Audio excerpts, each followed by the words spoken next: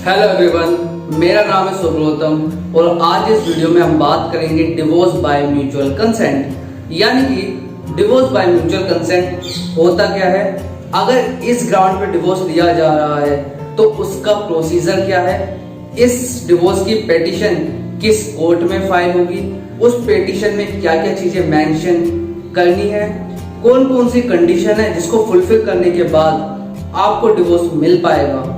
सो इस वीडियो में आज हम इन्हीं सब टॉपिक्स के ऊपर बात करेंगे और जानेंगे डिवोर्स बाय म्यूचुअल कंसेंट होता क्या है। तो चलिए शुरू करते हैं।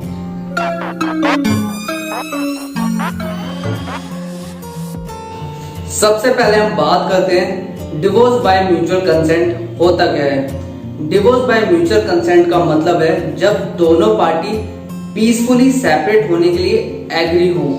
वैसे तो डिवोर्स के काफी सारे ग्राउंड होते हैं, लेकिन किसी भी ग्राउंड में पीसफुली सेपरेट नहीं होते हैं, सब में कोई ना किसी के ऊपर एलिगेशन लगाता है। लेकिन इस केस में पीसफुली जब सेपरेट होते हैं हस्बैंड एंड वाइफ, उसे ही हम बोलते हैं डिवोर्स बाय म्यूचुअल कंसेंट। अब हम बात करते हैं इसकी पिटीशन कहां कहां फाइल हो सकती है। डिवोर्स बाय म्यूचुअल कंसेंट की पिटीशन 3 प्लेसेस पे फाइल हो सकती है। फर्स्ट, जहां पे husband and wife last time साथ में रहे थे। सेकंड, जहां पे उन दोनों की शादी हुई थी। थर्ड, जहां पे प्रेजेंटली वाइफ रिसाइड कर रही है। इन जगहों पे पिटीशन फाइल हो सकती है। अब ये petition file under section 13B of Hindu marriage act के अंडर फाइल होती है। इस पिटीशन में क्या क्या मेंशन होता है उसके बारे में बात कर लेते हैं। इसके अंदर marriage certificate, marriage date, address of husband and wife, 4 photographs, description of their profession, their earning. अगर कोई भी गिफ्ट ड्यूरिंग मैरिज वाइफ ने हस्बैंड को दिया है, क्या वो सब मामला सेटल हो चुका है, यानी कि कोई मनी डिस्प्यूट तो नहीं है, वो भी मेंशन होगा। एंड इसके साथ साथ रीजन कि वो साथ में क्यों नहीं रह रहे हैं, ये सब चीजें इस पिटीशन में फाइल होगी। और ये पिटीशन डिस्ट्रिक्ट कोर्ट या फैमिली कोर्ट में जाके फाइल हो सकती है बाय एडवोकेट, या फिर आप खुद भी जाके कर सकते। अब हम बात कर लेते हैं वो कौन कौन सी कंडीशन है जिसमें आपकी पिटीशन कोर्ट ग्रांट कर सकता है। इसको ग्रांट करने के लिए आपको फुलफिल करनी पड़ेगी 3 कंडीशन, जिसमें से फर्स्ट कंडीशन है हस्बैंड एंड वाइफ पिछले 1 साल से साथ में नहीं रह रहे हो। यानी कि आपको उस एफिडेविट में जो पिटीशन फाइल करेंगे वहां दिखाना पड़ेगा कि आप लोग पिछले 1 साल से साथ नहीं रह रहे हो। सेकंड कंडीशन, आप लोग फ्यूचर में भी नहीं रहना चाहते हो। Third condition, husband and wife दोनों म्यूचुअली एग्री हैं कि हाँ उन्हें डिवोर्स लेना है। ये तीनों कंडीशन फुलफिल होंगी तभी कोर्ट आपकी पिटीशन को ग्रांट करेगा।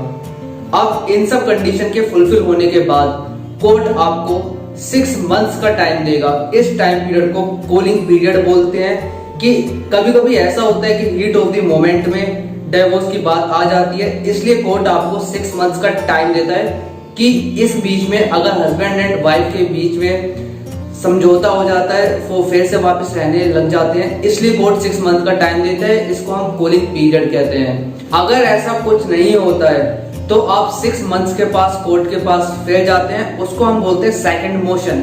वहां पे आप एफिडेविट देते हैं, उसमें लिखा होता है कि हाँ इस कूलिंग पीरियड में इस 6 मंथ में भी कुछ नहीं हुआ और आप अब कंटिन्यू नहीं करना चाहते हैं। उस केस में कोर्ट आपको डिवोर्स बाय म्यूचुअल कंसेंट की फाइनल डिग्री दे देगा, यानी कि डिवोर्स हो जाएगा। लेकिन यहाँ पे एक चीज ध्यान देने की है कि ये जो कंसेंट है जो 6 मंथ्स पहले आपने दी थी कोर्ट के सामने, वो आफ्टर 6 मंथ यानी कि कूलिंग पीरियड के बाद भी रहनी चाहिए दोनों तरफ से। ऐसा नहीं कि हस्बैंड ने मना कर दिया या वाइफ ने मना कर दिया। यानी कि पिछले 1 साल से वो लोग सेपरेट रह रहे हो, देन फिर वो कोर्ट में अगर उन्होंने पिटीशन फाइल करी, देन कोर्ट ने उन्हें 6 मंथ्स का कूलिंग पीरियड का टाइम दिया।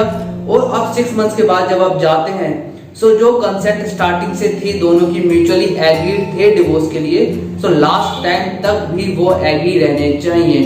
अगर वो उनकी कंसेंट नहीं होती है दोनों में से किसी भी एक पार्टी की, तो इस केस पे आपको डिवोर्स नहीं मिलेगा। लेकिन अगर कंसेंट रहती है तो आपको डिवोर्स जरूर मिलेगा। अब बात करते हैं, क्या ये 6 मंथ्स का टाइम पीरियड देना नेसेसरी है? अभी तक नेसेसरी था, लेकिन हाल ही में एक जजमेंट आया सुप्रीम कोर्ट की तरफ से। वहां से सुप्रीम कोर्ट ने कहा कि किन्हीं किन्हीं सर्टेन केसेस में जरूरी नहीं है कि 6 मंथ्स का टाइम दिया जाए, वो टाइम कम भी हो सकता है। यानी कूलिंग पीरियड का टाइम जरूरी नहीं है 6 मंथ हो, किन्हीं किन्हीं सर्कमस्टांसेस में वो कम भी हो सकता है। आज की वीडियो में बस इतना ही।